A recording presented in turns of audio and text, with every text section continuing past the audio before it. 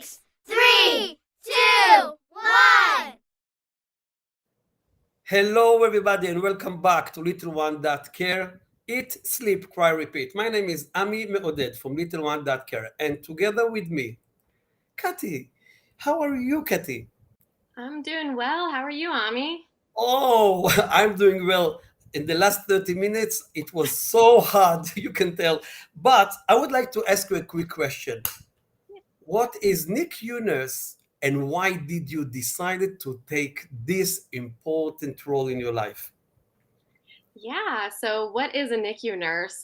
That's a pretty loaded question, but it is so NICU is neonatal intensive care.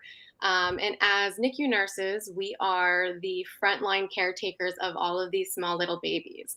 NICU nurses are very protective over our babies. And I always say that we are the baby's second biggest advocate, with the parents always being the first. So we take this role very seriously. We not only, provide the most basic needs and care for these babies, but we're constantly at the bedside. We are assessing these babies. We're providing them, with respiratory care, with IV or central line care. We're giving life-saving medications. These infants really do encounter a multitude of different challenges while being in the NICU. So NICU, there's a huge array and range of different diagnoses. Um, Gestational ages range from 23 weeks gestation all the way to full term. And gestational age actually refers to the number of weeks since the baby was conceived. Um, so we see premature babies, but we also do see term babies, that were prenatally diagnosed with different genetic anomalies, cardiac defects, babies that suffered some sort of birthing trauma, unfortunately.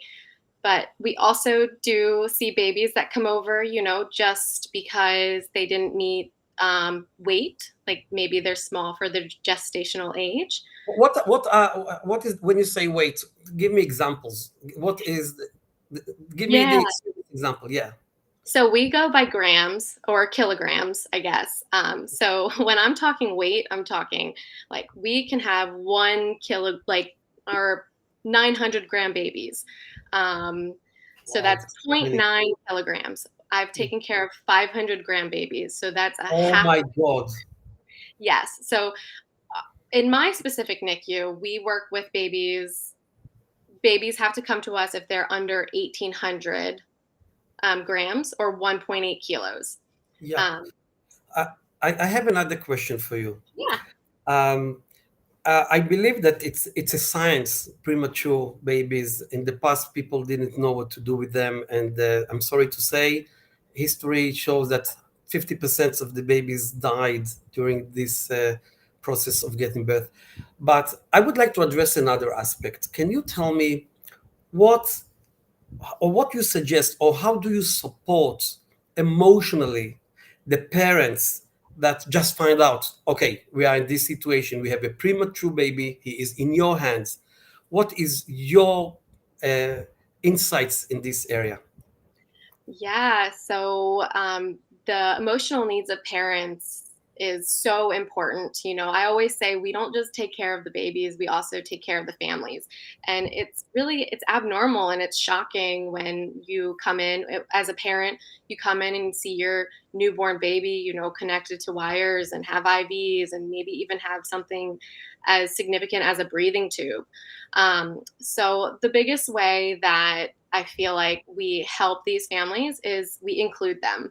We include them in the care. We bring them in on the care. We allow them to help us take care of their babies. Keeping them informed and updated is extremely important. Knowledge is power. So sometimes these families feel like they've lost all control. And so kind of giving them back that control of, them getting to know their babies as well as we sometimes get to know their babies, of course. And I think encouraging them, like, even though their baby is in the NICU and is pretty sick, and sometimes maybe not even that sick, to hold, to touch, to sing or talk softly to their babies. One of my most favorite things to do is um, getting that baby out for the first time and letting the parents hold and, do skin to skin, because that's going to really promote bonding, and it's beneficial for both mom, dad, and baby. I have a question that I keep asking anytime people join us in Eat, Sleep, Cry, Repeat. Yeah. Well, the parents find out that the baby is premature. They're in the NICU right now. Their life are changed. They need to spend more time there. Well, in many occasions, the very same families has another kid at home, other relatives that were expecting to have the ordinary babies and everything. What would you suggest the people that around that family? How can they help, although they cannot access the NICU? So what do you expect from them? Yeah, so what families really need is support. And sometimes families don't have that support. So we really try to work with the families. We actually do let siblings come and visit in our NICU specifically. I know a lot of NICUs don't do that, but it's really important because that can cause even more stress, knowing that there's another child at home that needs to be taken care of as well. And you know, it, these families do struggle with that, and they need the support. Sometimes both parents can't be at the bedside because one does have to be home with the other sibling. So we actually do Zoom sessions with our families. So if the parents can't be at the bedside, we can have the baby on video. The parents are allowed to call us 24/7 to get updates. We call them on rounds if they're not able to be at the bedside. Um, we try to work with them because it's a very stressful and difficult situation when you have a baby in the NICU. Yeah, I can imagine. It seems to be many occasions is unexpected. So you are planning one thing, and reality is beyond any imagination. Well, Right. my next question to you is about the milestones. Most people understand the milestones with the baby that was born, but in the NICU, it's quite different, isn't it? So, what about the milestones in NICU, or what are the major things you pay attention to? Yeah, so there are very specific developmental milestone challenges in NICU babies. They might not follow a typical developmental timeline like healthy babies that are born and able to go right home. I think it really is dependent on what's going on with the baby. I know preterm babies, premature babies have um, they're not fully developed yet, right? So they're supposed to still be in the womb and developing there. So, you know, there's different terms that we give to depending on what gestational age the baby is. So we call micro preemies, or like very low birth weight, is 23 weeks to 32 weeks. And so these babies, they're going to have early sensory development because they're being exposed to lights and sounds when their brain is trying to develop. So these babies, we're going to tell families, we're going to try to control volume. We're going to try to dim the lights. We might cover their eyes. We're going to, try to limit stimulation. And for older babies, stimulation is good. Some stimulation is good, but for these tiny micro preemies, we're not going to be stimulating them the same way. We are going to be clustering our cares. We're going to try to limit our um, hands-on care, and we're going to be doing all these things to support that development with that specific gestational age. And then, around 33 to 37 weeks, those babies are sometimes the most difficult babies to take care of in the NICU because they can look and they can act just like a normal, healthy term baby, but they're not. They're still premature. Anything before 37 weeks is still premature. Um, But this is a really fun age and development because this is when they're going to start being interested in eating. They're going to they're going to start showing cues that they want to eat. They're going to start rooting around and turning their head, putting their hands to their face and to their mouth, and we're going to be encouraging pacifier because 33 weeks is around the age that they develop that reflex to suck, but in order to eat, they need to be able to suck, swallow, breathe all at the same time. And it sounds easy, but it's very difficult for these little ones to do this. So we try to give them all of the ways to be able to start doing this. And what I mean by that is if we have to gavage feed through a tube, we're going to give them the pacifier so they can start practicing sucking, and then their brain can send them signals. Hey, look, my belly is filling up and I'm sucking. So this is going to correlate. And as I get older, I'm going to register that with when I get fed and suck, my belly fills up and I'm full. I have another question for you. When when a family graduated the NICU and now they need to go home, okay, everything was fine, thanks God, and they leave the hospital with the baby. What would be the top five things you would like to address and mention that pay attention you expect people to pay attention to? Yeah, so when babies go home, especially premature babies, because sometimes babies will go home at 35 weeks. They don't necessarily need to stay in the NICU or the hospital for that matter. But again, I can't exhaust this enough. They're still premature. So these babies need to be eating everything orally by mouth, not being gavage fed at all. They need to be able to maintain their temperature. Premature babies, they don't have a lot of fat on them. They don't have the subcutaneous fat to keep them warm. So they might get cold quicker and they're not able to really regulate that temperature as easily. So they need to be able to eat. They need to be able to regulate their temperature, and also maintain their sugars. Glucose is huge in babies, like for brain development. So are they maintaining their sugars, or are they getting cold and are their sugars dropping? And lastly, they need to be doing all of those things and gaining weight. Um, Huge thing with premature babies is they use more energy than what they consume. So it might not be obvious initially, but they start losing weight. And it's normal to lose weight in the first week of life. That is very normal. But then they start gaining. And if they're not gaining weight, that tells us, hey, they're working too hard. Something's going on. They're working too hard. Maybe they still need to be in an isolette to keep warm because they're working too hard to keep their temperature that they stopped growing. There's a whole it's a whole cycle of things for these premature babies. But really, for our babies to go home from the NICU, you need to have a pediatrician's appointment within a couple of days of baby going home. Their immune systems aren't very good. They don't have immunity yet. Premature babies have even less of an immune system.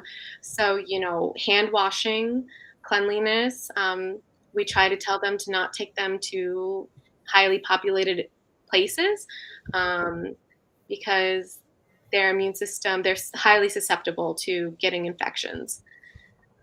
I have to share with you something. It's not officially. It's my personal experience. I know a few people who used to be premature babies and spent some time in the NICU before they left home. All of them, and I know three of them, they are tough people. They are tough people. So I'm saying that because this is my personal experience with the premature babies. They are right now, teenagers. Do you have any researchers in this area? How does it affect their personality? the resilience, the ability to contain pressure, deal with crises, mental health. Do you have any? Did you learn something about that, or there is something that you can share about that? Um, yeah, so I feel like I don't know a lot of the research behind what a child will look like later on in life, because I honestly, uh, I think it's very baby specific because I've known 24 weekers that grew up to be doctors. Um, and then unfortunately, being born that premature, you are more susceptible to having, like brain bleeds because the vasculature is very friable at that age. So it really depends on how your course goes. Some premature babies do really well when it comes to breathing, and some don't. So later on in development, that's going to really affect them. If they need to, if they have extra breathing problems or their lungs were underdeveloped, and then that leads to maybe developing um, different respiratory defects later on in life, like asthma or anything like that. Um, but as for, personality wise, I think it really just depends because, like I was saying earlier, they're really susceptible to having, brain bleeds, which will affect their cognition and development later on in life. But what is so great about these NICU babies is they are very resilient. And even with a brain bleed, that doesn't mean that they're going to be developmentally delayed or something like that. So it really is dependent on the specific baby. When I think of that, maybe that kind of lovely premature baby is always know the parents share with them the story. When you were born, da da da da, da this and that happened, and maybe they tell them, okay, you can do better, you are better, and maybe that's why they're tougher, they're stronger, and in many occasions they deal with challenges better. I'm saying it just for my personal experience. It doesn't mean that it's really work all statistically. But maybe it's connected. The story you tell your baby or your toddler and your kid affects the way he sees himself, right? Yeah, and that's funny you say that because I feel like from my experience, I've been doing this for 10 years. The families that show up and are there for their baby or their child are the babies that do well, that do better, because they have that love and support of just being there for them and pushing them and going the extra mile to make that extra appointment with physical therapy or SLP or um, doing all of those things, getting the baby the help that they need in order to set that baby up for success later on in life. I see. I see. And I have one quick two last questions to you. When you are in your shift, what is the shift is 8 hours? How many hours is your shift? 12 hours. 12 hours. Okay, it's day shift and night shift. Okay, Rotating.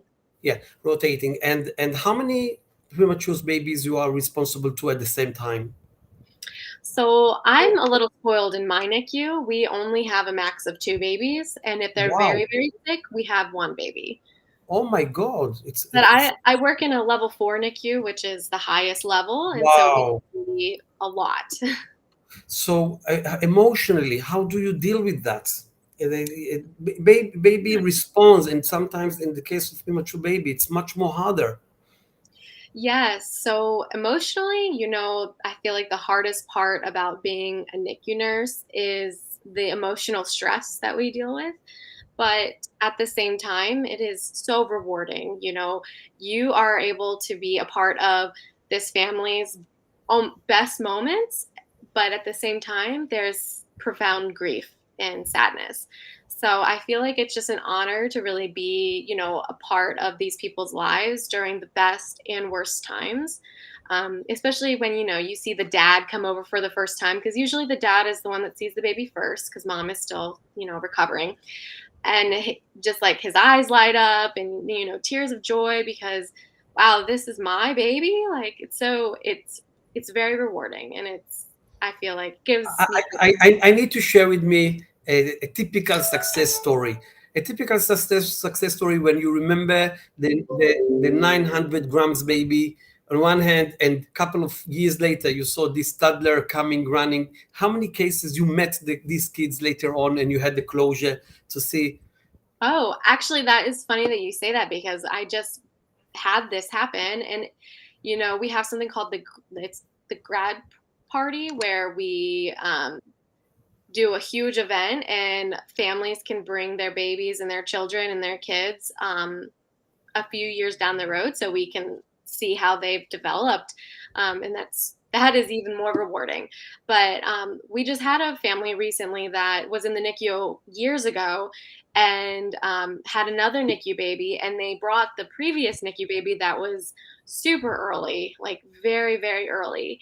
And just seeing that child, I was like in awe, like, wow, that is incredible that I get to see you from being this tiny little 600-gram baby to now being a 3-year-old, um, It's who amazing. who is I, very intelligent. I was I was like, it was surreal to see that.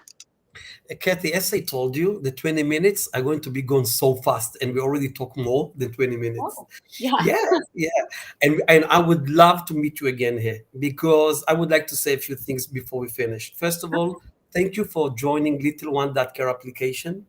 Yes. People who use and people who doesn't use our smartwatch will be able to engage with you over there as much as they want, if they want. And let's say I wish people won't approach you. Yes. and till the next time, because I have plenty of questions to you, I would like to thank you for your time. Well, And thank you so much for having me. listen, next time we're going to do it better, because we won't have this half an hour where we were stuck at the beginning. But again, I think you are an angel. What you do, Oh, and yeah, I didn't ask you the most important question. I'll keep it for the next time. Oh my okay. gosh, from anything in life, this is what you decided to do. What made you to do that? But we'll keep it for the next conversation. I Okay. would love to host you again. It's going to be lovely to talk to you, and thank you. And for everyone, again, I would like to ask you, parents of babies under the age of 5 months, but not premature babies, join Little One Care and try to experience our products, our smartwatch, and be part of our growing community. Thank you.